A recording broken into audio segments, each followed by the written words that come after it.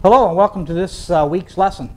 You know, we talk about bending the golf ball. You know, there's so big now on what Bubba Watson can do with a golf ball, which is, that's not normal. The guy is an absolute impact genius. However, it's not a bad thing to start to educate you on exactly how to make a golf ball curve both ways, right to left and left to right. But the most important thing about it is if you know how to do it, you know how to stop it. Because sometimes you do it more than you want to. So there are some things that I want to express and pass on to you. First off, every time you're listening to what I have to say, I want you to start from this moment on to recognize the samenesses. There are many things in golf that always stay the same. And as you start to see them, it's like the trick goes away. It's when you're trying to memorize every single thing, it's impossible. The brain can't handle it. So here's what I need for you to know.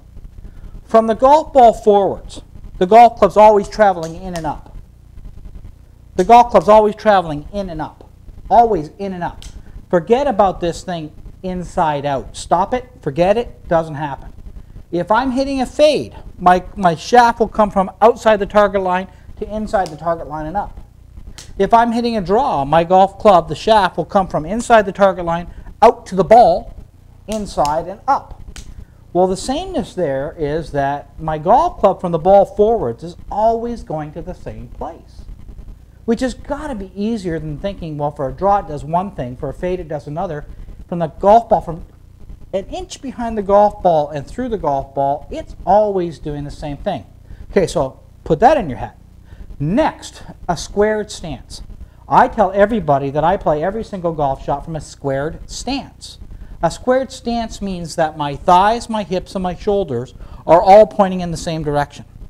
If I decide I want to fade the ball, I take my squared stance and turn it to the left, which creates a swing path that goes outside the target line to inside the target line. If I want to hit a draw, I take that squared stance and I turn it to the right, which creates a swing path that goes more inside the target line, out to the target line, inside, on, plane, and up. The sameness.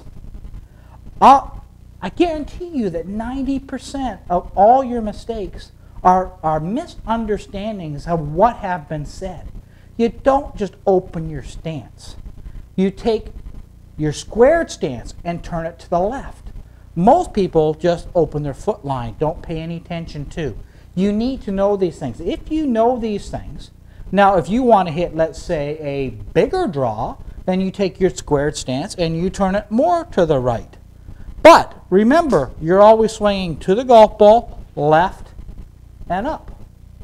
Don't ever forget that from the golf ball forwards, you're always going on plane, left and up. That's a constant.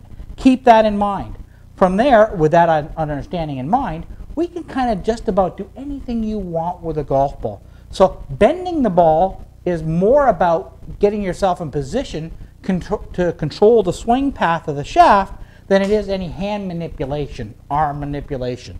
It's not. It's getting in position to do it. I hope that helps. I hope that makes you want to go see more. www.lagendload.com. You'll get the big picture, not just 4 minutes. Hope you enjoyed. Bye now.